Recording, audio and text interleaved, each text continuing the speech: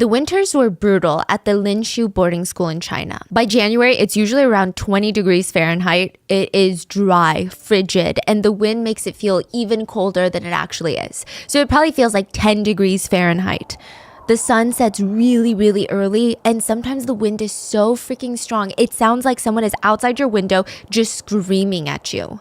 This particular winter was probably the worst though, because one of the most popular girls in the entire boarding school had gone missing.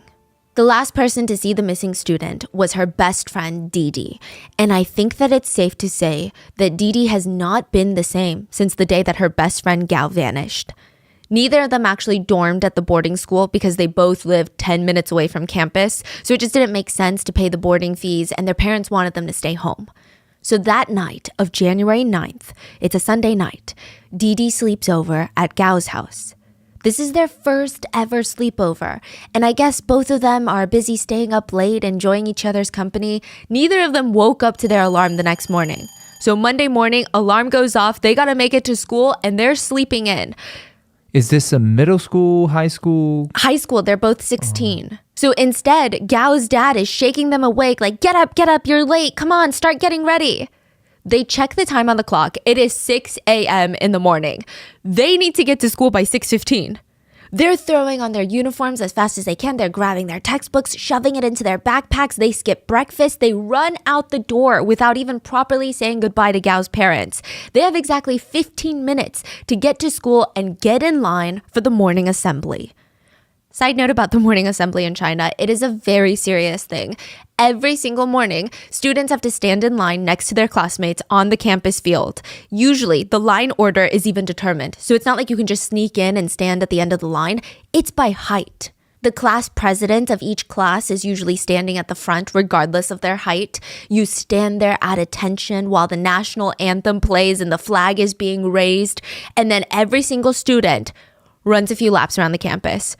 Okay, this jogging experience isn't really that fun. I mean, it's more enjoyable than taking an exam, for example. But this is the last thing that kids want to do at 6:15 in the morning, especially in the frigid, cold winter of northeastern China. It's like 10 degrees outside. They don't want to do this. Almost all the schools in China do these sort of laps around the campus. The Chinese government makes some form of light exercise mandatory in all public schools. The jogs typically range from a quarter mile to 3/4 of a mile, so it's not a marathon by any means. But missing this assembly without a teacher-approved reason is like the equivalent of skipping class.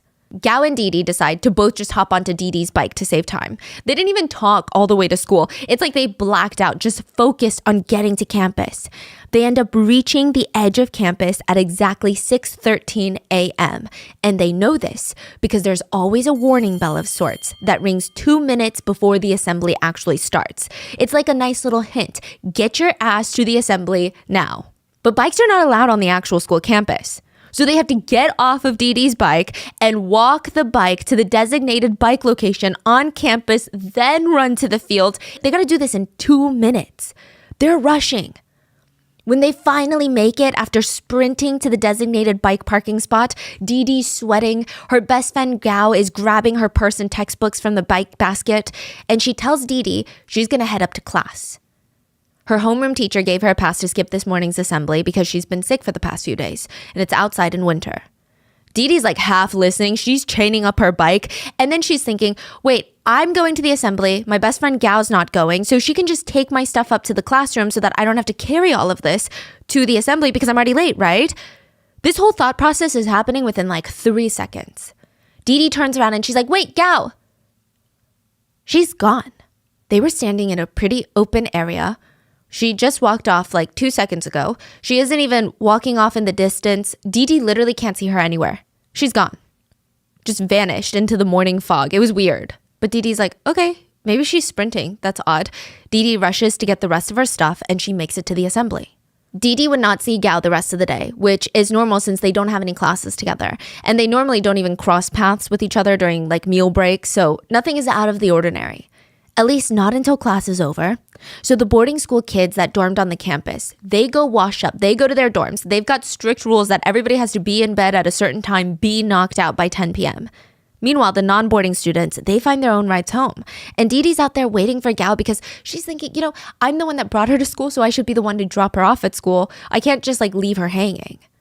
So she's waiting. She sees all the non-boarding kids walk out and Gao's not there. And Dee Dee's kind of poking her head around to see, is she in the crowd? And then a girl passes by. This is a girl from Gao's homeroom class. And she's like, what are you doing, Dee Dee?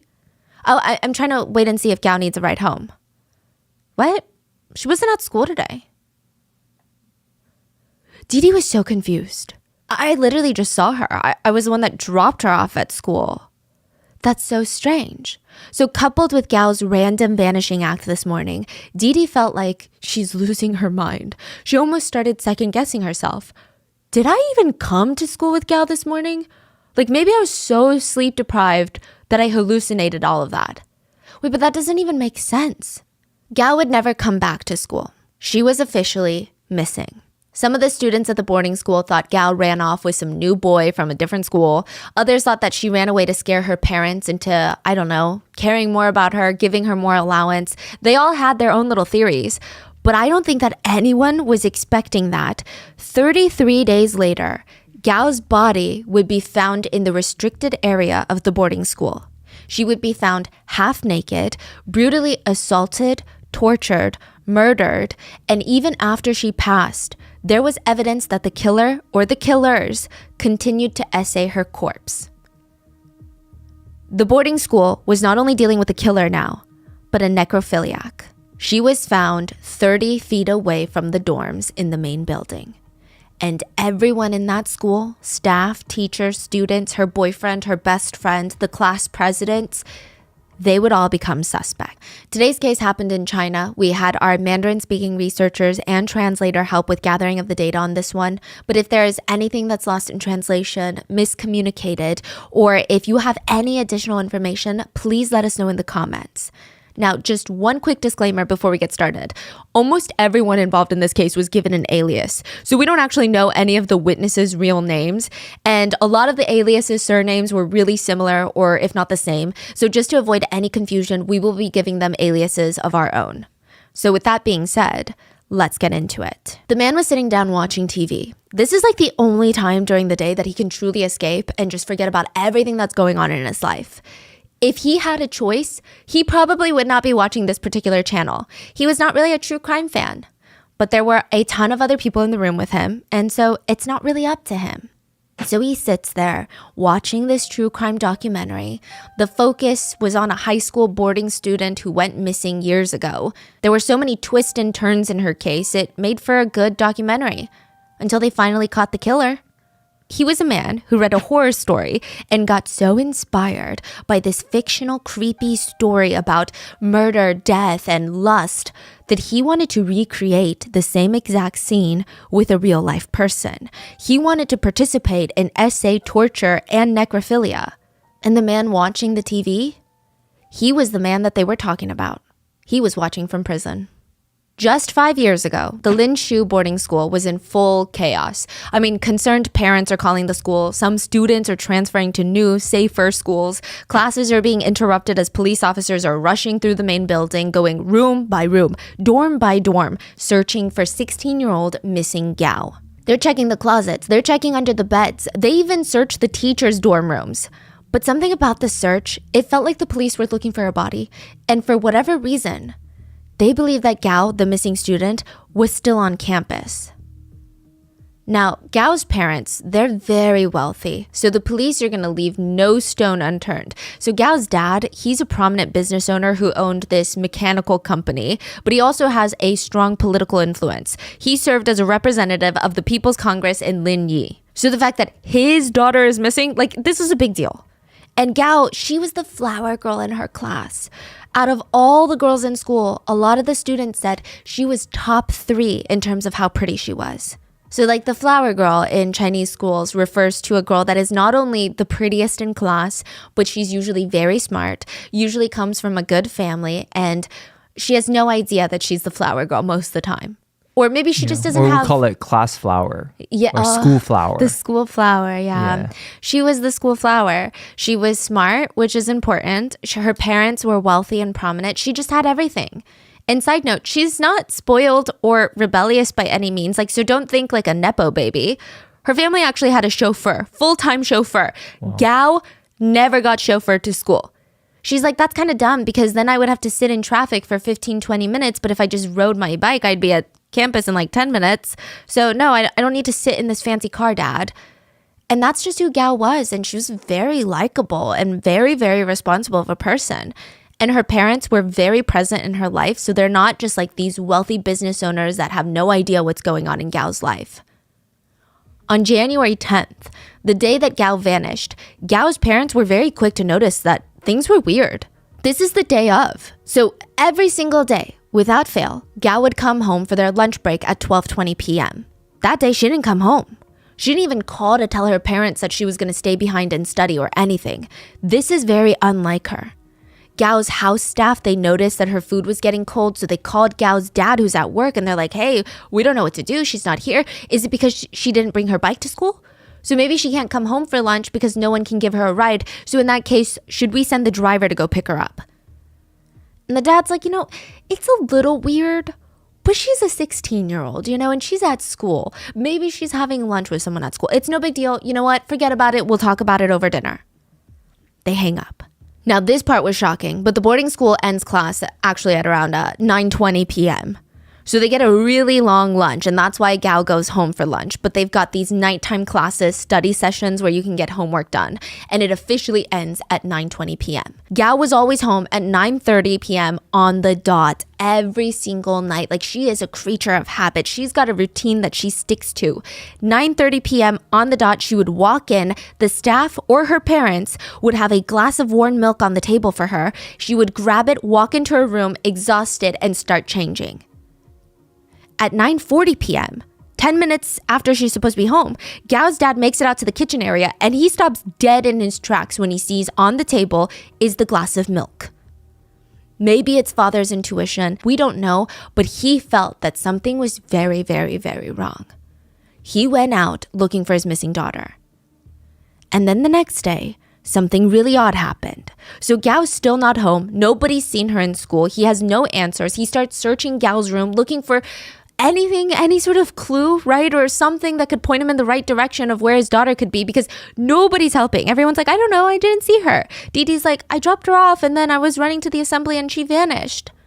He's scavenging through her room and he finds a folded up piece of paper. It's got a phone number and an address on there. He does not recognize this address, but it's in Shibo County, which is about 200 miles away. To get there, that's like a 3.5-hour drive. Gao's dad gets in the car and he starts driving. For 3.5 hours, he keeps wondering to himself, what is my daughter doing with this kind of address? Like, this is not you're 16. You don't just drive 3.5 hours. You don't just take public transportation and get somewhere 200 miles away. When he pulls up to the address, he parks the car, looks out the window, and he's like, is this the right place? It's a barbecue restaurant. Not even a famous one. It's just like a random hole-in-the-wall barbecue restaurant. Gao's dad goes inside and talks to the owners. The owner's daughter actually knew Gao and said, Gao was actually talking to one of my guy friends at my school. They had met online and that's how I know Gao, but they've never actually met in person. And I don't think they've even spoken on the phone in the past few months. That's all the information he got. Yeah, but why would she have the address on the paper? Exactly. So it's the question of, did she not throw away the restaurant address? Why did she have it in the first place? Did she plan on going to meet him? Or was there something going on with this boy? Like, what's going on? Is this where she came the day that she went missing? Gao's dad didn't really know what to make of this, but he knew that he needed to find his daughter, right? So he posted a $42,000 reward for anyone who could help locate his daughter. This is a crazy amount of money in this local town. I mean, it's a crazy amount of money anywhere, but the average monthly salary in this town was around $116 US. The reward is $42,000 US.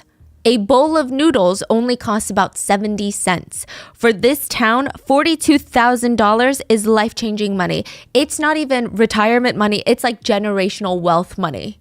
Side note, it's actually so much money that there was a heated discussion in the community about the wealth gap.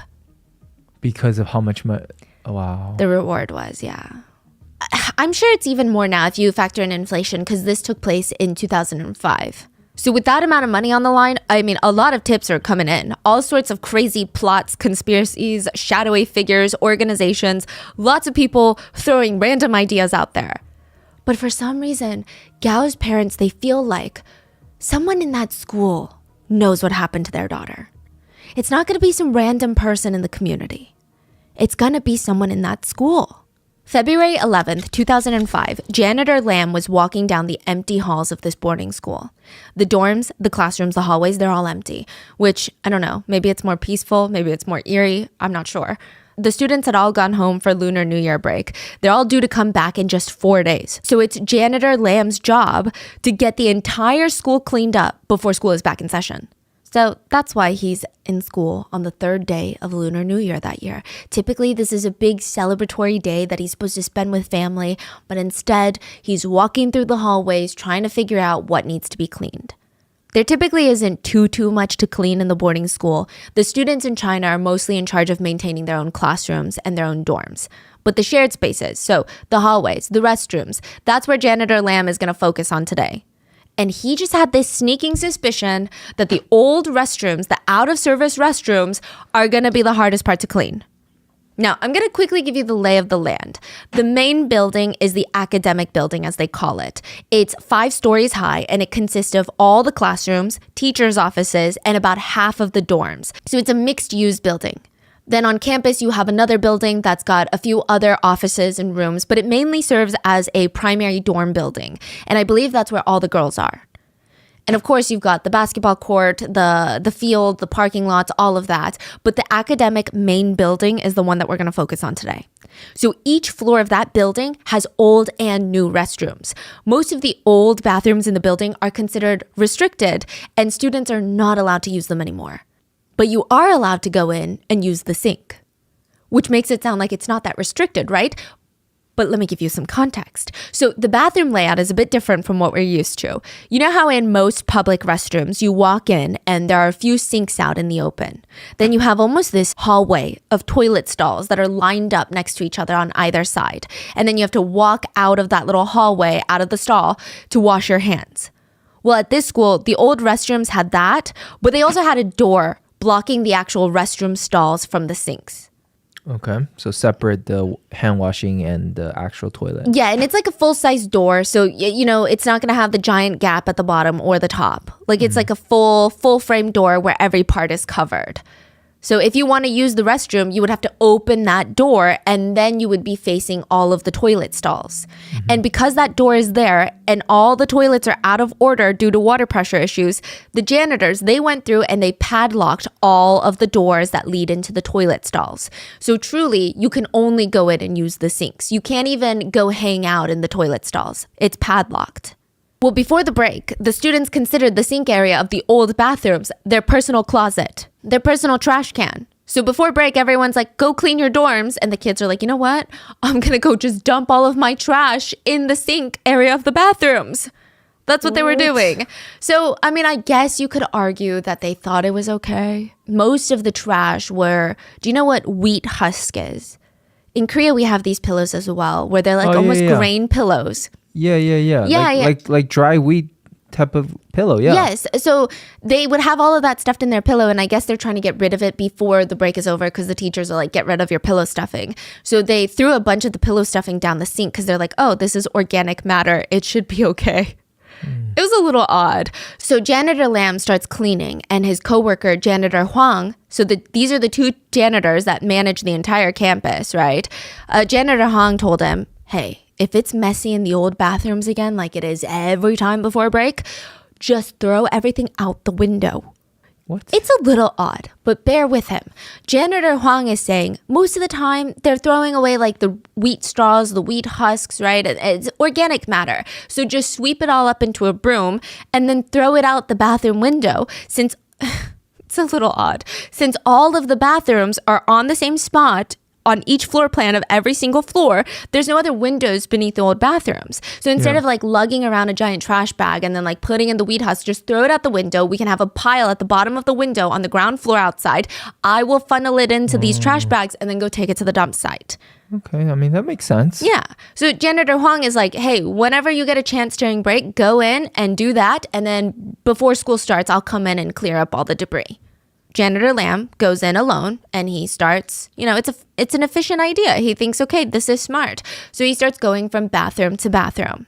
Now, here's the thing. The window is at the opposite restricted area. So you know how that door leads to the toilet stalls? Mm-hmm. And then at the very end is the window. There's no other window. So he has to unlock every single padlock and then drag it through the toilet stalls and then out the window. Janitor Lam gets to work on the old bathroom on the first floor.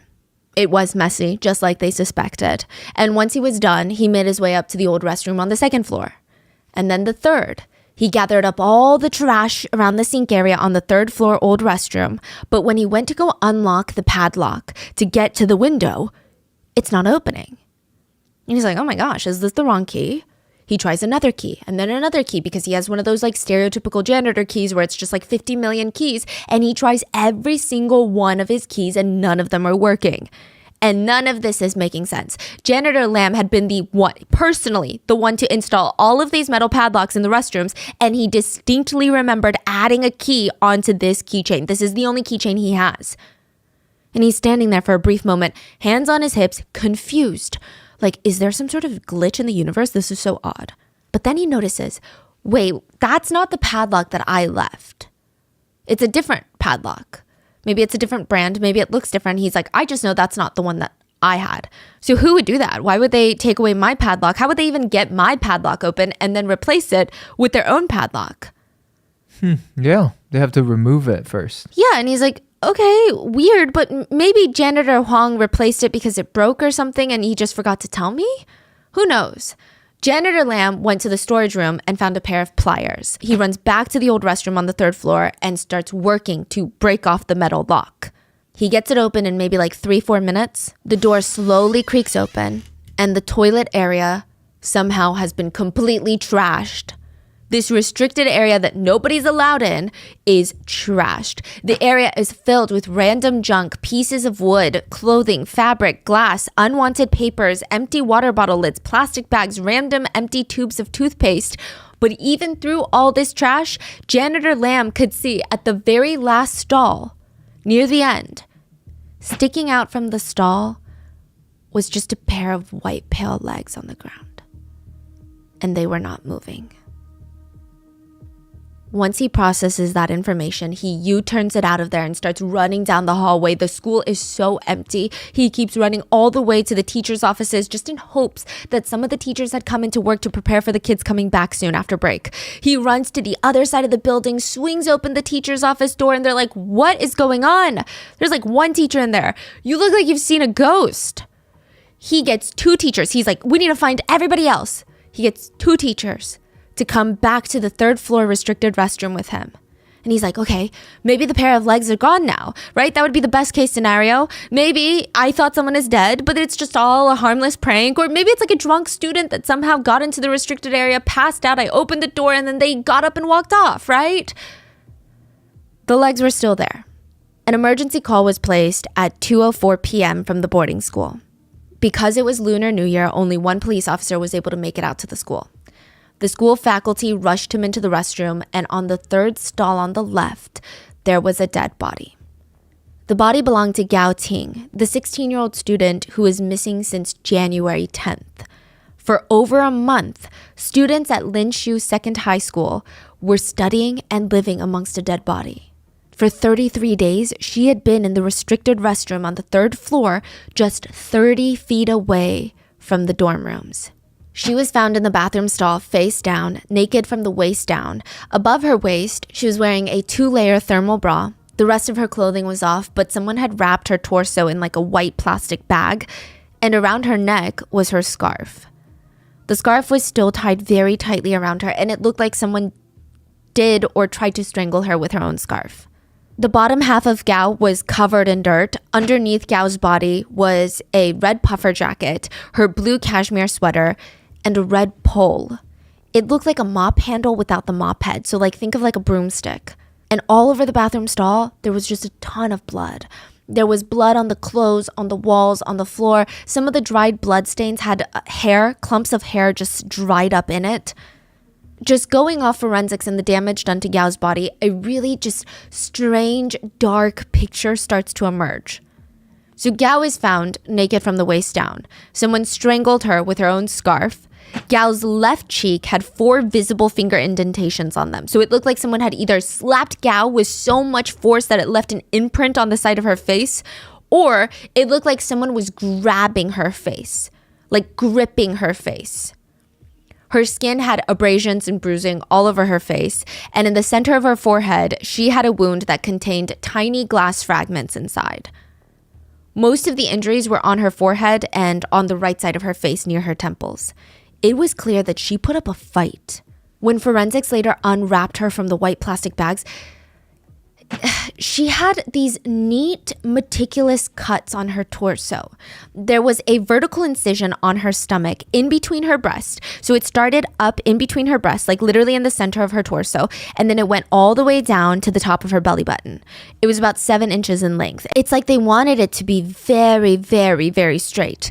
There was another much shorter vertical cut right next to the main one. And on Gao's lower abdomen, there was a fully open wound that went from underneath her belly button diagonally towards the right side of her groin. It was deep. You could basically see her internal organs from how deep it was. And all over her thighs, she had these smaller vertical and horizontal cuts. They were not as deep as the one on her abdomen, but they were just like crisscrossing each other. It is clear that whoever did this is very sadistic.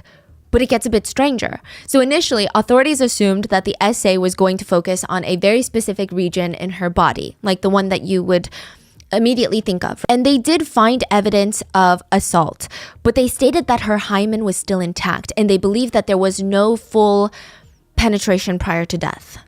Some experts stated that perhaps whoever did this had plans to assault her, but then realized that he wasn't able to sustain the correct amount of blood flow down there. And they theorized that someone wanted to assault her, could not maintain the correct amount of blood flow, got very angry, and started punishing Gao for his own incapabilities by slicing up her body and ultimately strangling her with her own scarf. Another forensic detail that could maybe be used to bolster this theory is translated reports state that her private back region was in a, quote, open state, and that the muscles around her region were, quote, loose. This indicates that after her death, Gao had been essayed back there by foreign objects. The reason being that if it happened before her death, more likely than not, her muscles would have contracted back to her normal resting state, but they didn't because she's not alive. Wow. Authorities are pretty certain that the red broom handle that was found underneath her body was used. So you're talking full-on necrophilia. Lastly, there were large red patches covering her waist, thighs, and butt everywhere. And Gao's belongings were also found in the restrooms. Her English textbooks were neatly placed on the left side of the toilet, like stacked on top of each other. And she had 2 textbooks. So the bigger textbook was underneath the smaller textbook. So it just felt very organized. Someone placed it there. Yeah. And side note, these are squatting toilets. So they're less like a chair-shaped toilet, but more or less a hole in the floor with plumbing. And her textbooks are found next to that on the floor. Her shoes are found pointing towards a wall, side by side, very neat. Almost like you take them off when you enter someone's home. Inside each shoe was a sock. Her shoe and her socks had dirt on them. As if in some sort of fight, she slipped off her shoes, her socks got dirty, and then someone organized it afterwards. Because there's no reason for someone to take off your shoes and your socks in a restroom. But why would someone organize that afterwards? Exactly. As for her jeans, they were found draped over the stall wall with dirt around the knee area. Now, this is interesting, but inside the toilet, there were also other things. So the toilets, like I said, there was water pressure issue. Nobody was flushing anything down this sewage line. So they were found stuffed in the toilet, but they weren't taken down into the septic tank. There were 4 new plastic bags. When they opened up one of the bags, Gao's underwear was found. And a poem, some sort of letter. It was addressed to Gao, and it reads, "If a drop of water represents a blessing, I give you the East China Sea. If a star symbolizes happiness, I give you the Milky Way. If a tree signifies a longing, I give you a whole forest. If a stone embodies health, I give you Mount Tai.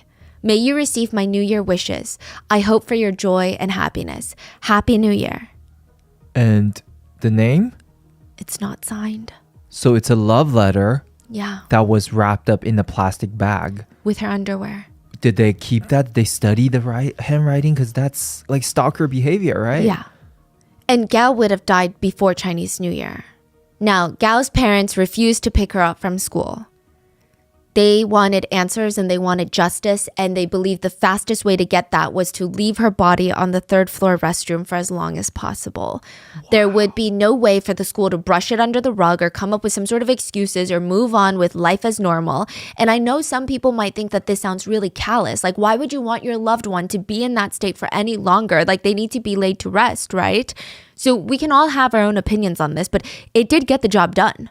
There was immense pressure on the school, the police department, to figure out who did this to Gao. And they had 4 main suspects: Gao's boyfriend and the 4 male roommates that lived in a dorm 30 feet away from the restricted restroom. To give you context, that's like walking 12 steps. 30 feet sounds like that's 12 steps. 12 steps away from the restroom. Let's start with Brian, the boyfriend. Now, those who knew the couple said Brian was not a great boyfriend. Technically, Gao could have any guy that she wanted in the school. Like you said, it's a class flower. She was the class flower. Boys from other classes would even go out of their way to walk past her classroom just to get a glimpse of her. And yet, Brian never treated her like a flower. Side note, they are called boyfriend and girlfriend a lot in a lot of sources, but for a lot of Chinese high schoolers, they're usually not officially a boyfriend and girlfriend. So dating in Chinese high schools might just means that they're talking to each other more than others. They're sharing lunches and waiting for each other in the hallways, but they don't really go on dates. They don't really like do stuff outside of school. So Gao and Brian, they weren't getting along. It's speculated by classmates that Brian cheated on Gao and dumped her for another girl. So 2 to 3 weeks before Gao's disappearance, Gao asked her class president, so the president of her little classroom, to pass a letter on to her boyfriend, since he's not in the same class as her. And I guess the class president read it and told some people about it because it was Gao scolding Brian about how he shouldn't play with her emotions and she doesn't like him being with other girls.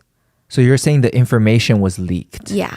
So their friends thought that Gao was very, very much into Brian, but he was just this toxic boy, and he would hit on other girls knowing that Gao would find out, and Gao's mood would just swing back and forth depending on how her relationship was going. They said it was very weird because Brian was the one that relentlessly pursued her, but now they're together and he's honestly treating her like trash. Now, another interesting detail is Gao's classroom is on the 2nd floor. She was found dead on the 3rd floor where Brian's class is. It was speculated that maybe Gao went to go see Brian and see if he's in class instead of the assembly, but instead she ran into her killer, whoever that may be, Brian or not. But to the police, for some reason, they didn't really want to base their investigation off of relationship rumors. They're like, first of all, we don't even know that they were dating. And second of all, you don't just like kill someone after you cheat on them. That's weird, especially a high school kid. And they couldn't really find evidence against Brian at the time. I don't know if he was at the assembly that morning or not, but they couldn't find evidence against him. So they start following other leads, like the 4 roommates of the dorm closest to the restroom: Albert, Peter, Jason, and Sammy. They're immediately suspects because their dorm room is so close, but also because authorities went into their dorm room to do another in-depth search. So remember how they were searching all the dorm rooms prior when Gao was missing? Mm-hmm. They were just looking for Gao. So they're like looking under the bed, looking in the closet. They're looking for a person or a body, and they're not looking at minute details on the wall. This time they do an in-depth search and they find that someone moved the bunk beds. They thought that was weird. Why did you move the bunk beds? Like, kids usually just don't like randomly rearrange their rooms, at least not in these dorms. And second of all, there was blood splatter on the walls near one of the lower bunk beds. So the new running theory was that Gao was killed in the dorm room and then dragged into the restroom afterwards. But when they tested the blood on the walls, it wasn't Gao's. And as for the bunk bed being moved, one of the roommates had a pretty legitimate reason of like why he had to move it, because he had to move luggage around. It was a whole thing. And his parents were there when he moved it. So the police dug a bit deeper into these 4 roommates, and most of them, they were in Gao's homeroom class. They had been interviewed when Gao went missing, and they all said they had no information on where Gao could be. Like, they knew nothing. They knew nothing. But after finding Gao's body, now they knew something. Now they're like, you know what? Actually, I do know something. Side note, Sammy was quickly ruled out as a suspect because he was at the assembly that morning. Albert, Peter, and Jason were not at the assembly that morning. So let's start with Albert. Albert told authorities that the morning of January 10th, he was in the dorm room. He was given explicit permission to skip the school assembly because of a foot injury that he had, so he can't run laps around the campus. He was laying in bed, and then around 6:23 a.m., the other students are jogging and it's quiet. He hears a series of increasingly loud screams coming from outside. It sounded like someone was in distress. And at the very end, he said that he could hear someone screaming something along the lines of, "What are you doing?" Albert wanted to jump up and run outside, but foot injury, remember? It was going to take him quite a bit of time to put on his shoes. Thankfully, his roommate Peter is in the dorm room with him. Peter is fine. He puts on his jacket, runs outside to investigate. Albert puts on his shoes as quickly as he can, but he's following out after Peter. He's late. Once he opens that door, he can see Peter standing in front of the restricted restroom talking to 2 male students. Now, if you had to take a guess, it looked like the 2 guys had gotten out of the restroom, and they're trying to act chill outside of the restroom. It was kind of weird. And Peter was asking them, hey, did you guys hear the screams? And Albert can't really see them. He can't really hear them. He's just limping closer and closer to them. And by the time that he gets there, the 2 guys had walked away. So now he's alone with Peter again. And apparently it was just nothing much to see.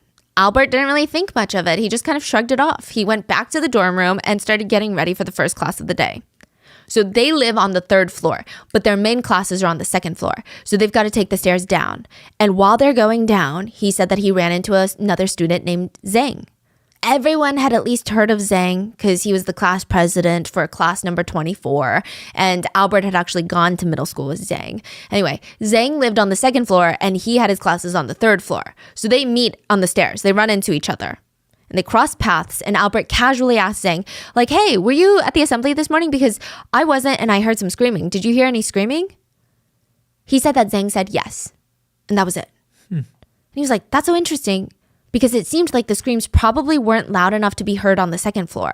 Yeah. And also, why wasn't Zhang at the assembly at the time then? Police asked Albert, was Zhang one of the guys that Peter was talking to in front of the restroom? I'm not sure. All I remember is I think that one of the guys was really tall, maybe like 5'6". The other one was a bit shorter, like 5'4". So he knows their heights, but he doesn't know any other identifying factors about them. So Albert injured his leg. Yeah. He didn't see the 2 people. No. But Peter did. Peter was talking to them. Mm-hmm. So why didn't they just ask Peter? I guess Albert, the police are going to ask Peter in a second. Oh, okay. But I guess Albert didn't ask Peter because he's like, I don't know who they were. Yeah, he was like, I don't know. It was way too early in the morning and the lights in the hallway were dim, so I didn't get a good look at the boys. But Peter did. He's the one talking to them. So Peter tells authorities that he was skipping the assembly that day too. They're like, why?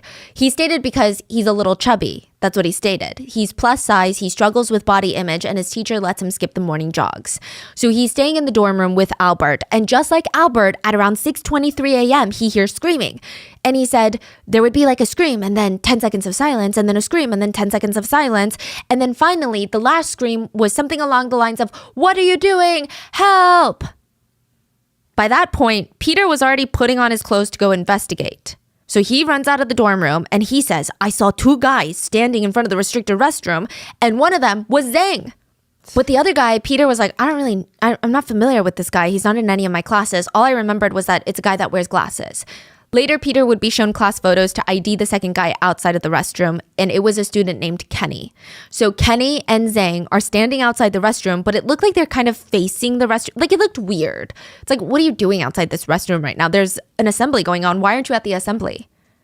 Peter said he asked them, what are you doing? And Zhang just responded, we're not doing anything. Peter thought it was so strange that he kind of stuck his neck into the restroom, the restricted restroom, and the main door to the toilet still appeared to be closed. He didn't see if it was padlocked or not because, why would he? But everything seemed normal in the restroom. So he turned to the other 2 guys outside and said, who was the one who just screamed? And he said that Zhang responded so bizarrely. He said, just some female ghost. What? Female ghost. Or some beautiful girl.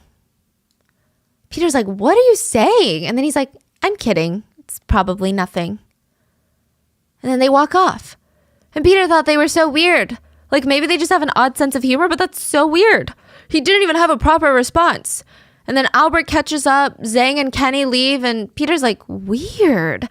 Later that day, he runs into Zhang again and asks him once more, what were you doing in front of that restroom on the 3rd floor? And he just said, oh, goofing around with my girlfriend.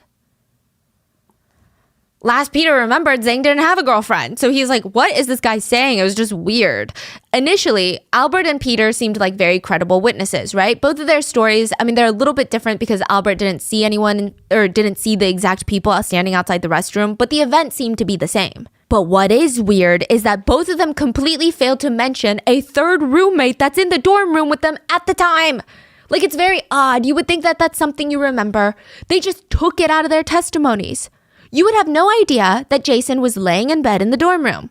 He wasn't even asleep. He's right there with them. Why would they not mention that he was in the room? Didn't he run out too? He just lay there the whole time? Jason's story doesn't add up either. Jason was questioned by the police, and he said that he was skipping the school assembly because of a stomach ache. He said he was laying on the top bunk waiting for classes to start. And that's it? Yeah. That's it. Then he went to class. He makes no mention of any screaming, no mention of people running out, his dorm mates. He's like, I don't know what you're talking about. I was just laying there and then classes started, so I went. I didn't hear any screaming.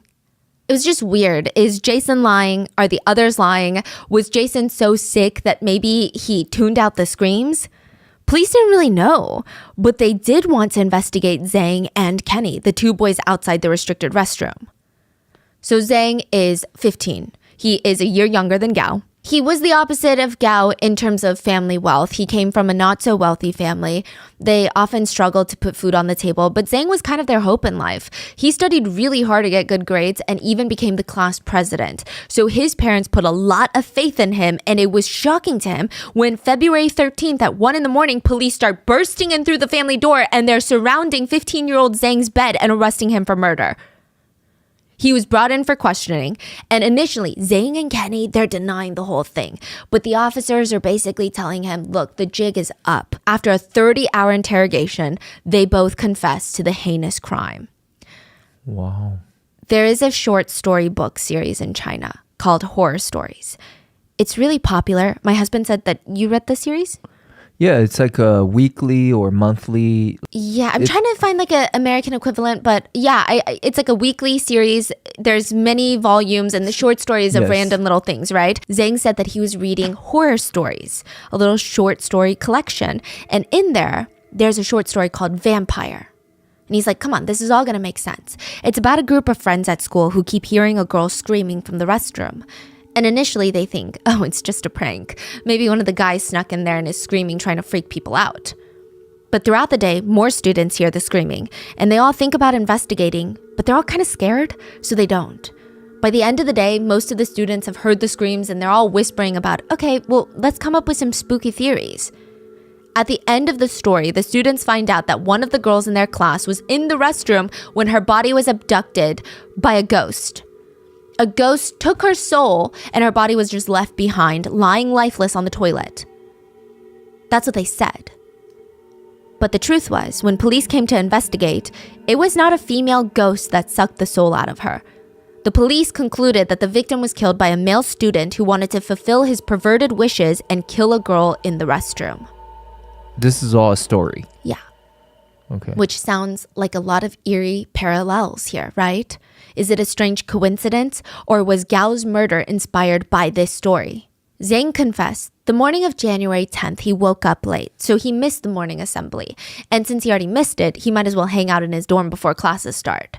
So he's sitting there flipping through, pages of his horror story book, and he starts getting excited by the explicit content in the book, and it makes him want to try it out for himself. He wanted to have sexual relations with someone. And he said, after reading horror stories, I wanted to have intercourse. So he ran up to the 3rd floor, he ran into Gao Ting, And look, he's not seeking her out or anything. It was just a happy coincidence. At the time, he didn't even know her name, but he thought that she was pretty. He reached into his pocket and grabbed his pencil knife. So pencil knives are used commonly in China. It's like a box cutter, but it's used to sharpen wood pencils. He creeps up behind her and he holds it to her neck, drags her into the restricted restroom, pins her down on the ground, and he said she started screaming, "What are you doing? Help!" 2 or 3 times. So he quickly used his left hand to cover her face, like grip her face, and she stopped breathing. He also used another hand to strangle her with her own scarf. He was just trying to get her to stop screaming. That was his main motive. Afterwards, she's not screaming anymore. He tugged her pants down and squatted above her trying to essay her. But, quote, "Because it was my first time, I didn't really know how to do it, so I was struggling. But then her 2 hands started coming grabbing up on me, and I placed my left hand more firmly against her nostrils." Because now she's like fighting back again. And I realized that she had stopped breathing. So at the time, I was very scared.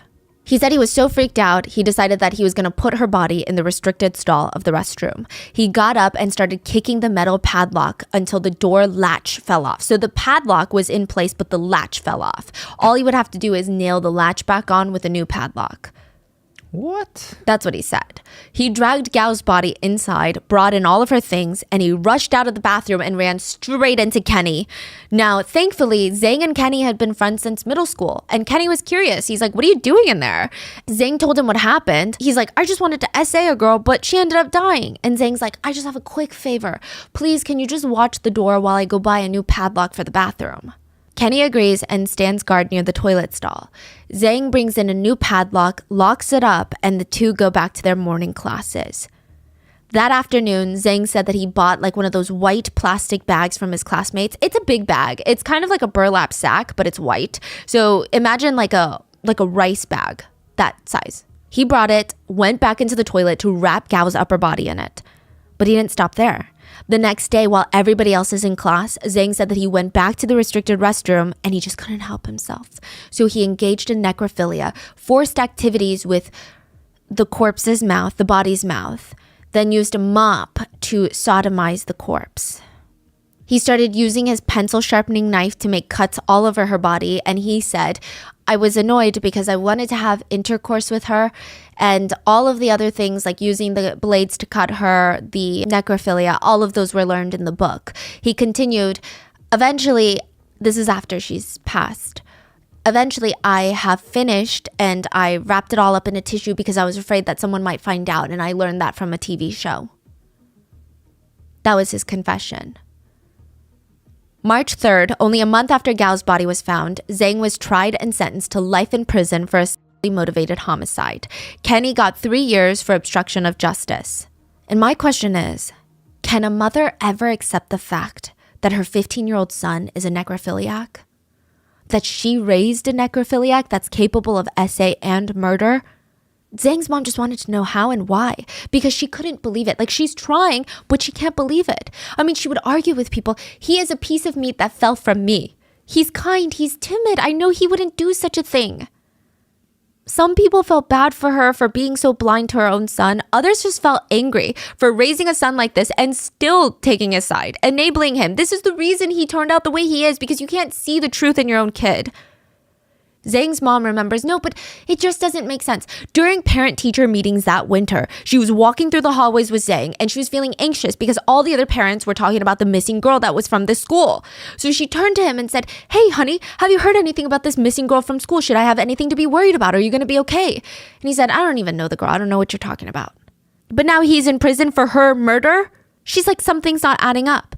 Every chance she got, she would visit 15-year-old Zhang in prison, and every meeting was the same. She would sit there in front of him with a crumpled up tissue, begging him to just tell me what happened on January 10th, just what happened. And he would sit there. He wouldn't even look at her. Not a single sound was coming out of him, just tears quietly streaming down his face. And for 6 years, he didn't tell her a single thing about January 10th. Until 2011, he saw himself on the crime show on the TV Prison, and he realized this is what the whole world probably thinks of him. A monster. And he just couldn't do it anymore. He was listening to these reporters and documentary makers talk about how he essayed and murdered a teenage girl and how he hid her body in the school bathroom. But that wasn't him. He never did that. The next time his mom came to visit, a now 21-year-old Zhang told her, for the first time in 6 years, "Mom, I didn't do it. I didn't do it. I was framed." And his mom believed him. For the next 10 years, the two of them would appeal his sentence. Just to give you a timeline, the crime took place 2005. 2011, Zhang decides to speak up against what he believes was a wrongful conviction. 2012, their first appeal was rejected. 2012, their second appeal was rejected. 2018, their appeal was finally accepted by the Supreme People's Court for a hearing. But that hearing was postponed over and over until the court finally saw his case January 13th of 2020. 9 years after he told his mom, "I didn't do it." And that's after 6 years of already sitting in prison. At this point, Zhang was 30 years old and he had spent half of his life in prison. The Shandong Higher People's Court reviewed his case. Zhang and his attorneys, who were really competent, by the way, and his attorneys were taking his case pro bono. He had two attorneys that believed in his innocence so much that they actually self-funded the case and spent like $100,000 of their own funds to fight for him. And they argued a few key points to the appeal judge. They said, first of all, forensic and authorities have agreed that Gao's murder likely happened while everyone was at the morning assembly Monday morning. The timing made the most sense, but also Gao's stomach was empty, which if you remember, she and Didi were running late, so they didn't have time for breakfast. So again, very likely the murder occurred during the morning assembly. Zhang was one of the class presidents. He was in attendance at the morning assembly, but he skipped the jogging part because it was his duty to bring his classmates' jackets back up to the classroom because they get hot when they jog. The morning jog starts at around 6:20 a.m. So Zhang starts heading back to the main building at 6:20 a.m. with all of his classmates' jackets. Albert and Peter said they heard screams at 6:23 a.m. That would have been very difficult, physically very difficult for Zhang to even run to the main building and run up 3 floors in just 3 minutes. And then fully attack Gao to the point where she's screaming for help? Yeah, and earlier they said that he didn't attend the assembly. He was in the dorm. So that's not true. Exactly. And Peter stated he put his jacket on first. And maybe that took about 2 minutes, right? So let's add an extra 2 minutes to the 3 minutes. That's 5 minutes. And then he sees Zhang just standing outside the restroom looking all chill. Already had killed Gao. So he ran from the lab area into the building, up 3 floors, killed Gao in 4 minutes, maybe 5. What did he do with all the other jackets? That doesn't make any sense. He not only killed her, but he kicked open the latch of the locked door and dragged her body into the toilet area, walked out, and then him and Kenny were standing there without even breaking a sweat. But let's say he could. Who's to say that Gao was even able to get to the 3rd floor by that time? So Gao got to school at around 6:13 a.m. She was still with Didi at the bike area, which is on the outskirts of the campus. So let's be fair. Let's say she ran to the main building, even though she was sick and allowed to skip assembly. But let's say she ran for whatever reason. It would take her at least 5 minutes to get to the main building. So now we're talking about like 6:18 a.m. Remember, Zhang was bringing up the jackets around 6:20 a.m. So he would have likely made it into the main building after Gao. And now Gao is running faster, booking it up like Stairmaster level, 3 flights of stairs. That would still take a while. But the roommates heard screams at 6:23 a.m. It just doesn't make sense that either of them are on the 3rd floor by 6:23 a.m. And to add to that, there was evidence tested from the crime scene, biological evidence, and none of them matched Zhang. There was literally no physical evidence tying Zhang to the crime scene or the crime, which was honestly really messy. So it's not like someone meticulously wiped down every little thing and made sure nothing was left behind. It was just odd. So now witnesses can't even pinpoint him there at the right time because the timing doesn't make sense. DNA can't pinpoint him there, so nothing can pinpoint him to be in the restroom at that time to kill Gao. The second point that the attorneys made is the police stated Zhang went to go buy a new padlock from the school store before morning classes while Kenny was standing guard. But the school store doesn't open until 7:15 a.m., which is after morning classes are over. And there's a whole padlock saga online. Not only did it not make sense how he was able to buy a padlock when the store wasn't even open, but forensic evidence seemed to point in the direction that the crime itself likely happened in the toilet stalls where Gao was found, not near the sinks. So there wasn't really signs of struggle near the sink. And just Psychologically speaking, experts said most killers choose secluded areas to commit their crimes. They want to feel comfortable, especially if it's their first time.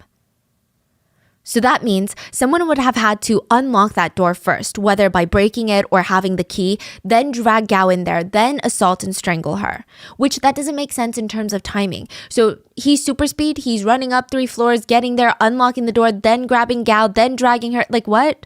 That's just crazy. Like, you're in a school. You know there's people walking around like everywhere. And the assembly is about to be over. The assembly does not last long. Exactly. And there's always students that skip assemblies. Yeah, there's teacher, there's like workers. Yeah.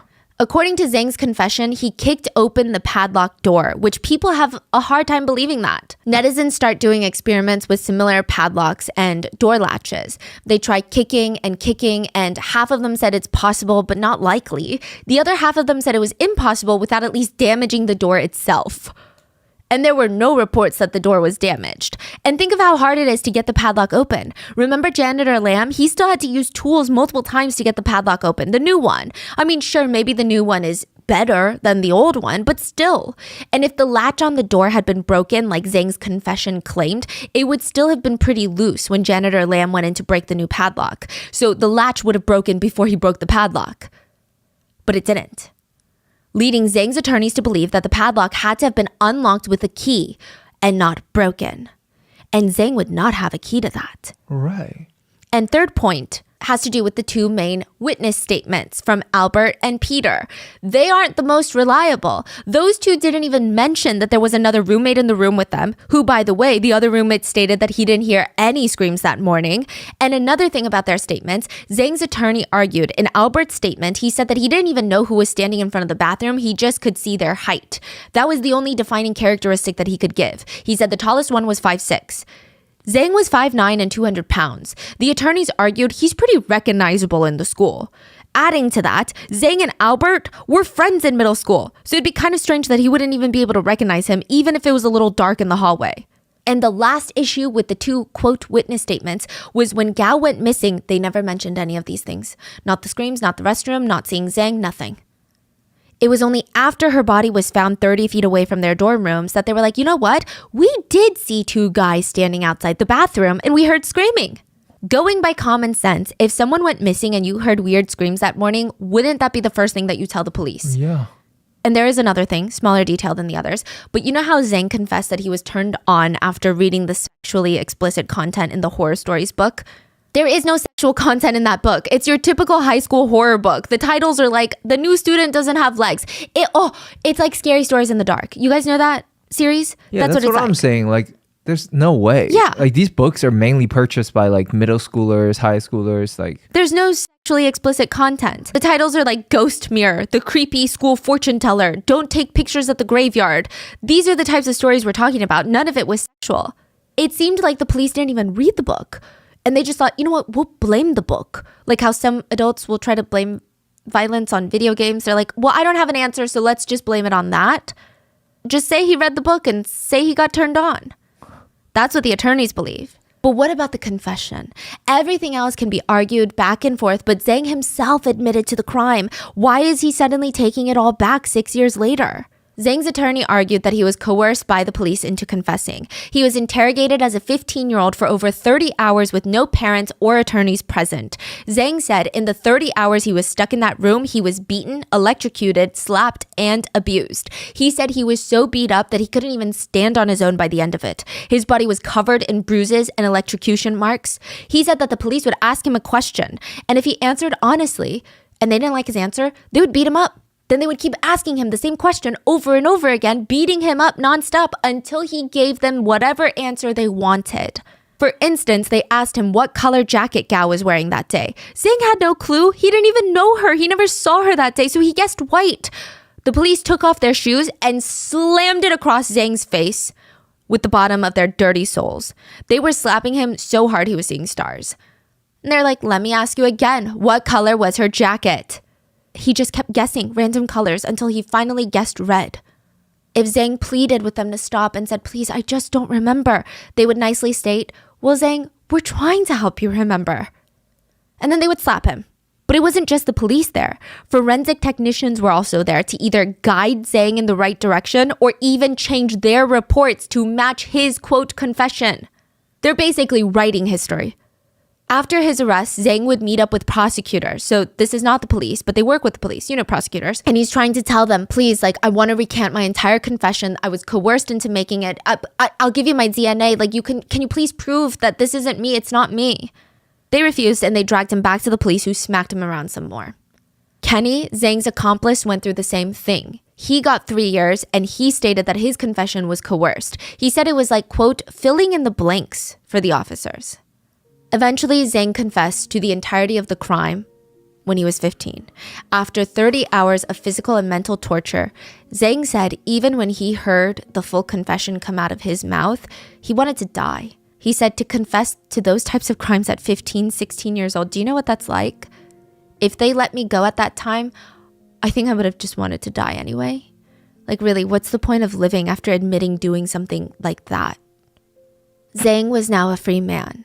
After being labeled an R-worder, killer, necrophiliac for 15 years, the judge cleared his name. Wow. When he stepped out of court, he yelled to the reporters, Zhang is innocent. And the first thing that he did was go back to his old family home that he grew up in. And it had been 15 years since he had been back. They were recording his reaction, and I don't know what I was expecting. I guess I was expecting sadness, but also some sort of silver lining, like he's home now, right? It is such a depressing clip. He's walking through the old house and he starts tearing up, almost panicking. And at first he just says, I can't remember anything. But the more he walks into the house, he almost becomes scared and frantic. He just keeps crying, I can't remember anything. I can't remember this. I can't remember anything. I can't remember, Mom. I can't remember. And Zhang's mom runs over and hugs him and says, it's okay. It's okay. It doesn't matter if you don't remember. My son, it's okay. 妈，我记不起来了，他妈，我记不起来了。不也是，记不起来就记不起来，真。刚才我又出来了，我哪儿有？我哪儿有？ This clip is one of the reasons that this case went viral recently.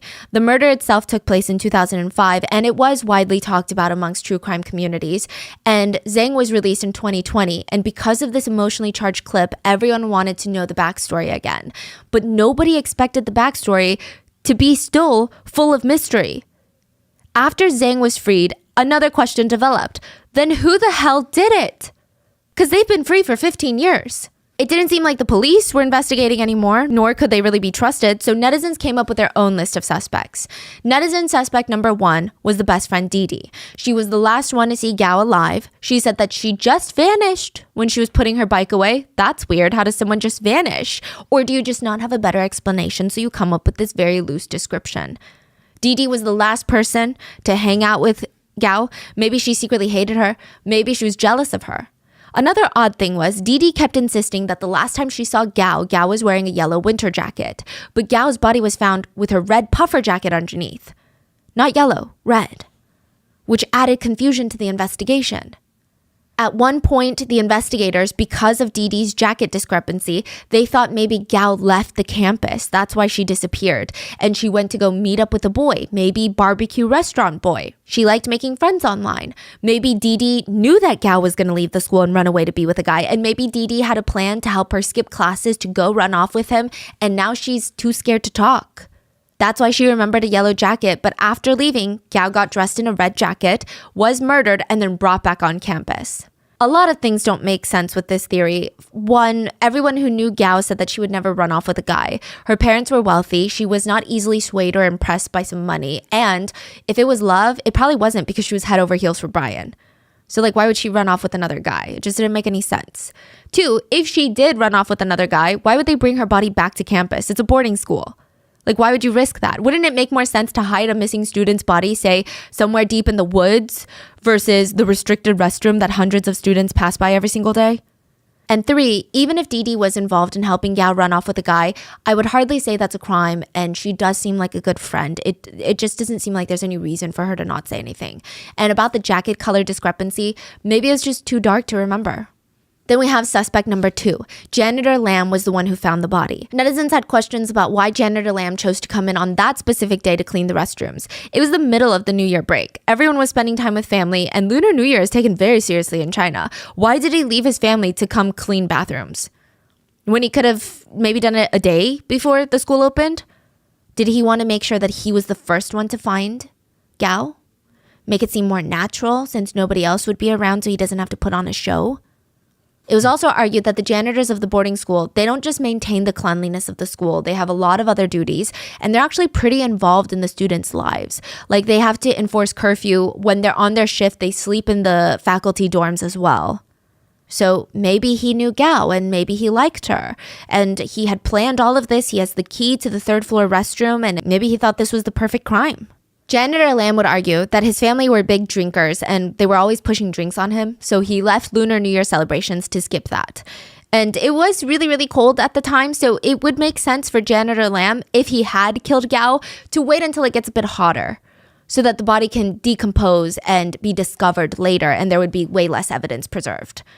So he was kind of ruled out by most netizens. But what about Janitor Huang, the other janitor? He also has keys to the padlocks. He was suspect number 3. Now, there isn't really much evidence towards him. I think netizens had to consider him purely based off the fact that he had a set of keys to the restroom. But other than that, he was one of the janitors that really wanted to clean the restrooms ASAP. So it just didn't make sense for him. And if he was the one that killed Gao, he would probably want to find Gao's body and not let Janitor Lam do it. Then we have the liar, suspect number 4, Peter. Peter, the guy who saw Zhang outside the restroom 30 feet from his dorm room, one of the strongest witnesses that put Zhang behind bars, well, he was a little liar. Peter isn't even just some student that resides 30 feet away from the crime scene. He was the class president of Gao's class. Peter was Gao's class president, and it's so interesting because he has 2 completely different statements during the course of the investigation. When Gao initially went missing, she was just a missing person, and Peter's statement was, oh yeah, a few days ago before Gao went missing, there was a shift in her demeanor. I thought that she looked kind of like she was under a lot of pressure. She always looked shaken up, constantly putting her head down on the table, trying to lay down. It was weird. I used to always be able to joke with her, but a few days before she vanished, she got mad anytime I tried to hang out with her. When I called her by her nickname, which is Cao Cao, Grass, she was annoyed. She always thought it was funny, but randomly she's annoyed. It just seemed like she was on edge, Personally, I don't think that anything happened to Gao. I think that she ran away or maybe she went into hiding. When police asked him why, he said he didn't know. That was just his theory. Just one thing I want to point out, calling someone a nickname like Cao Cao, so Chinese, what they do is let's say your name is 3 letters. Mm-hmm. We will usually take the last letter and double it. So it's almost like a nickname your parents will call you. Someone very close call you endearingly, like your little nickname. Mm-hmm. It's like Steffi, Steph, even more. Like Steph. Like that, very cute. You don't call that just a classmate that you kind of know. You must be really close to them for you to call them that. Or not really close. You got to have somewhat of a relation. You don't just come to someone and say, what's your name? Oh, Steph. You don't do that. Yeah. Okay. Right. Interesting. And that makes it more interesting because this is what he's saying after Gao goes missing. No mention of screaming in the restroom. No mention of anything. Right. He's just like, oh yeah, she seemed on edge. I called her grass, and she didn't seem happy about it. And then now that Gao's body is found, he's got a whole other story about being in the dorm room, investigating screams coming out of the restroom and running into Zhang. When authorities asked him, why didn't you tell us about the screaming earlier? He just said, for the teacher's good. For the teacher's good? And everyone was like, what does that even mean? The police didn't even further ask questions. Why would he say that? What does that mean? He doesn't elaborate further. So netizens came up with their own theory. Suspect number 5, the homeroom teacher, Mr. Fu. The night that Gao went missing, Gao's dad had rushed to the school because of her milk that was left on the table, remember? Yeah. And one of the first people that he wanted to talk to was Mr. Fu. And not necessarily because he thought Mr. Fu was bad or had anything to do with Gao's disappearance. Mr. Fu is Gao's homeroom teacher. Now, just to give you some context, homeroom teachers in China are basically your parent at school because You know how in the US, you go from class to class as a student and your teachers constantly change and you maybe spend like 30 minutes with your homeroom teacher? In China, you stay in the same class with the same group of people and the teachers go class to class. So you're at the same desk with the same neighbors, same kids, same homeroom teacher. Everything is like very stable and your homeroom teacher almost becomes like your parent. So if you are late, you're tardy, you're absent, you go to your homeroom teacher. Yeah. And the right-hand man or woman for this homeroom teacher is the class president. So we can assume if anyone was close to Mr. Fu, it would be Peter. So if he was talking about any teacher and any teacher's good, it would be Mr. Fu. So Gao's dad is trying to talk to Mr. Fu that night, but turns out Mr. Fu left early. School officially ends at 9:30 p.m., but he left at 5 p.m. He gets Mr. Fu's number from the administrators, and he's not picking up his phone. They even pulled Mr. Fu's emergency contact list to ask, hey, family members of Mr. Fu, where's Mr. Fu? And nobody is getting responded calls. The next morning, January 11th, Tuesday morning, Mr. Fu shows up to work and Gao's dad has been waiting for him. He starts asking him about yesterday. Where was Gao? What happened yesterday? Why didn't you pick up your phone last night? To which Mr. Fu apologizes for not picking up his calls. He said that he went to his girlfriend's house and didn't think to check his phone. And as for Gao, she wasn't in class yesterday, which was Monday, and I haven't seen her since Friday, so before the weekend. What? Later, Mr. Fu was interviewed by the police and he stated that he did notice some weird behavior from Gao before she went missing. He said, a few days before she vanished, she received a letter. Remember the letter in the toilet? How would he know that? That's not something students share with teachers. Yeah, but he said he saw it. He What? said, I don't know who or where the letter came from, but she looked very serious and then tore it to pieces. That's all. That's all we have on that. When police asked what he thought happened to Gao, he said, I personally think the odds of her leaving on her own without telling anyone are high. This is when she was just missing. I don't think she had enemies. I don't think anyone would want to hurt her. So all of this, I mean, nothing's really that creepy, but netizens now analyze Mr. Fu's statement about what he did on January 10th. He said, on January 10th, I woke up at 6 a.m. when the school's wake-up bell rang. The school gathers for the flag-raising ceremony at 6:15 every Monday, and that morning, I had a headache and I woke up late. So when I got up, the flag-raising ceremony had already ended, and students had already started the morning jog. They had already run like half a lap. I joined the run at the very end, but I didn't see Gao Ting, and I didn't pay much attention. After the morning exercise, they had morning classes. Mr. Fu did not see Gao Ting, but he just assumed, well, she had been sick the past few days, so maybe she just didn't make it to school. After breakfast, he went back to afternoon classes, and she's still not there. And then in the afternoon, Mr. Fu decided, I'm going to leave early at 5 p.m. to go visit my girlfriend. Now, he went to go stay with his girlfriend that night. He slept over. That's why he didn't check his phone, and he came back via the bus the next morning to attend to his classes. On surface level, maybe it's normal, like nothing to see here, but a few odd things. His girlfriend lives in a town that would take 2 hours by public transport to get there. No freaking way. Probably even more. So like a 2.5 hour journey. 2 hours like now. I'm sure back then the transport wasn't as good. So he said he arrived at his girlfriend's house around 8 p.m. He left the school around 5 p.m. Then he would have to show up to school the next day at 6:15 a.m. So just to be safe, he would have to leave his girlfriend's house the next morning at 3:30 a.m. Would he really spend 6 hours traveling just to spend 8 hours with his girlfriend on a school day? Netizens said it's very hard to imagine a teacher doing this considering that it was just the weekend. So wouldn't he have just spent time with her through the weekend? But maybe he missed his girlfriend so much. Still a bit strange. Why would he still not at least contact Gao's parents to ask if she was at home or if she was feeling okay when she's gone from class? That's the standard protocol for homeroom teachers. Yeah. So Mr. Fu, the day Gao went missing, not only did he not alert Gao's parents, but he ditched school at 5 p.m. when the day officially ends at 9:30 p.m. He took a 3-hour train ride to visit his girlfriend, turned off his phone, and knew nothing about what happened to Gao. Yeah, that makes no sense. Then remember the padlocks, how the janitors have the keys? Well, they have 3 sets of keys and each padlock has 3 keys. So they put a key on each one. And these janitors don't really take these keys home. They have them locked in the staff room, which a lot of staff could have access to. And the blunt force trauma on Gao's head, it stated that it could have been inflicted by an object like a flashlight. Remember how I said there was little pieces of glass embedded Yes. into her forehead? The glass cover of the flashlight. This one is iffy. Not a lot of netizens believe in the flashlight theory, even if they think that Mr. Fu is guilty. They think that he could have committed that type of trauma, injuries with other things. But some people think that he was trying to hit her with the brunt end of the flashlight. And then when it wasn't working and she was still screaming, the flashlight, he turned it over and started hitting her with the glass part. The glass shattered and some of it embedded into her forehead. Now, why is the flashlight important? Typically, the homeroom teachers at the boarding school, they all had flashlights on them all the time because they were in charge of monitoring the halls at night to make sure that no students were out of bed or sneaking around. I don't believe in the homeroom teacher doesn't answer phone call theory because my aunt is a homeroom teacher. It's like they're kids, basically. You're responsible for everything about them. Yeah. Especially boarding school. Like, I just don't see that happening. Yeah, and from what I can tell, I wonder if it's kind of like Korea. So I know in the US, like in the Western world, when you're off, you're off. Like that's kind of the sentiment. So in China, homeroom teacher is always responsible. If you're out, you always have someone replace you. So you'll have like a math teacher saying, hey, he will be the temporary homeroom teacher. So anybody needs anything, approval, you need to go home early, you have emergencies, talk to this person. They're that important. Yes, you don't just leave in the middle of the day and expect nobody needs anything because there's always something needs approval from your teacher. Yeah, and the phone thing. Yeah, the phone thing is kind of weird. Especially if you leave early, you would pay attention to your phone because you're like, I left early. Man, what if something happened?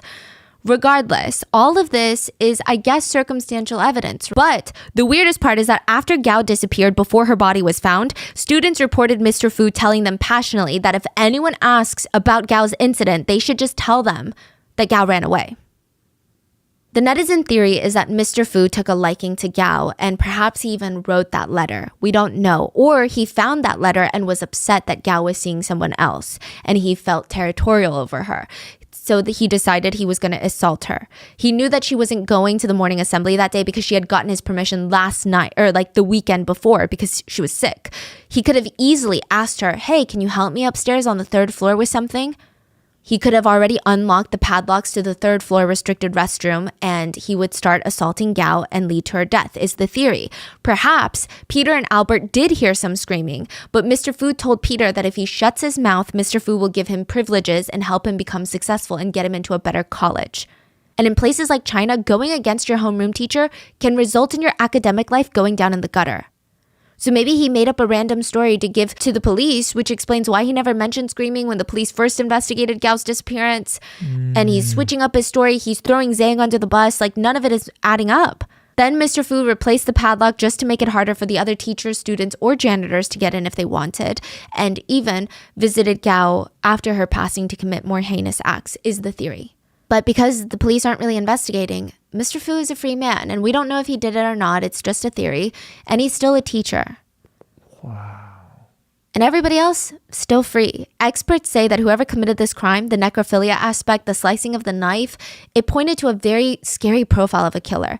Likely someone who has some sort of erectile dysfunction or performance anxiety, who tried to assault Gao but failed, and that triggered this rage inside of them. So to further feel that power and humiliation, they killed and performed acts of necrophilia to redeem themselves from being weak and unable. As for Kenny and Zhang, the two wrongfully convicted of the murder, Kenny spent 3 years in prison, which isn't as long as Zhang's 15 years, but the course of his life completely changed. He couldn't go to college. He couldn't get hired for any real jobs. He could only do hard manual labor. And not saying that's not a real job, but I'm saying like it's a rough job. Yeah, the whole life is ruined. Yeah. I mean, his whole family was shamed. You know, in Asia, it's like your family is part of you too. He's a criminal. Yeah. And not just a crime, like it's a pretty bad crime. Yeah. As for Zhang, his life isn't any easier now. His father passed away from brain cancer. His grandparents are dead. His only living grandfather doesn't even recognize him because he's like, I don't remember you. That was so long ago. And he looks so different now. And the only one that ever believed in his innocence, his mom, she's got a full head of gray hair and she spent most of her life in pain. He said every one of their passings was like torture to me. Even though I didn't commit the crime, my case contributed to their early death. I can't even see them one last time. That's my biggest regret. Zhang filed for financial compensation for the wrongful conviction. He requested $1 million for 15 years, which isn't a lot, and a reputation trashed. He was only given $465,000. And when he was handed a check from the court, they literally just looked at him and said, sorry about that. Wow. I'm just... No remorse, no understanding. Nothing. And in prison, he had to work 10 hours a day every single day since he was 15. It was rough. And he said the worst part is, for 6 years, he never told his mom that he was innocent because how would that help? He knew that the police were terrifying. He knew that the prosecutors were in on it. So were the forensic experts. If he told his mom would only feel more heartbreak, feeling the injustice. It's one thing if your kid did something wrong and they're now paying the consequences. But if your kid didn't do it, and they're paying the consequences. And in Asian culture, a lot of parents blame themselves if they're not financially capable. They feel like if I just had some money, if I was a better parent and could provide more money, maybe I could have lawyered up and they wouldn't be here. So he didn't want that for her. That's why he didn't say anything. He also said it was kind of a wake-up call. He said it's like waking up in a fantasy land. He went into prison 15 in 2005 and he came out in like 2020. And he's like, I don't know any of this technology stuff. I feel like I'm living in the future. Like you see those movies and you don't know how to use any of these like flying cars. That's what it feels like. But at least the world knows that he's not a monster. 12 officials were investigated in the connection to this case. And we still don't know who killed Gao Ting. Because whoever did it is free. Please let me know your thoughts in the comments. Please stay safe. And I will see you guys on Wednesday for the main episode. Bye.